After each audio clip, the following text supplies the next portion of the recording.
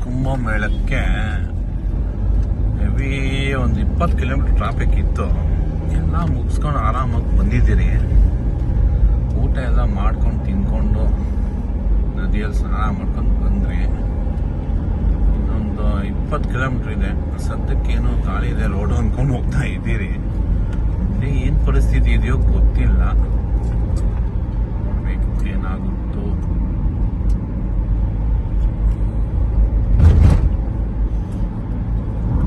ನಮ್ಮ 5 ಸ್ಟಾರ್ ಮಾತ್ರ ಏನೋ ಒಂದು ತಿಂತಾ ಇರ್ತಾನೆ, ತಿಂದಿನ ಸಮಾಧಾನ ಇಲ್ಲ.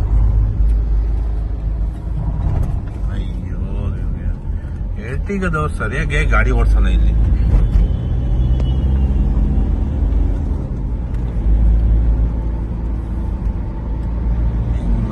ನಮ್ಮ ಹುಡುಗರೆಲ್ಲ ಹಿಂದೆ ಇದ್ದಾರೆ, ನೋಡ್ಬೋದು. ಫೋನ್ ಮಲಗಿದ್ದಾರೆ, ಒಬ್ರು ಹಂಗೆ ಕತೆ ಮಾತಾಡ್ತಾರೆ, ಏನಾದ್ರು ಮಾಡ್ತಾ ಇರ್ತಾರೆ.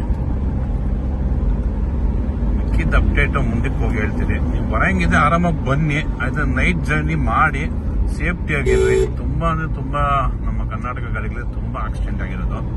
ಅವೆಲ್ಲ ನೋಡಿದ್ರೆ ನಮಗೆ ಬೇಜಾರಾಗಿತ್ತು. ಏನು ಮಾಡೋಕ್ಕಾಗಲ್ಲ. ಇವರು ನಿಧಾನ ಇಲ್ಲ, ನಿಧಾನಕ್ಕೆ ಬರಬೇಕು ಅಷ್ಟೇ. ಸೇಫ್ ಡ್ರೈವ್ ಮಾಡ್ಕೊಂಡು ಆರಾಮಾಗಿ ಬನ್ನಿ. ನೋಡಿ 2 ವೀಲರ್ ಅವ್ರು ಹೆಂಗೆ ಹೋಗ್ತಿದ್ದಾರೆ, ಅವ್ರದ್ದೇ ಅವ ಇದೆಲ್ಲ, ನಮ್ದೇ ನಡೆಯಲ್ಲ ಇಲ್ಲಿ.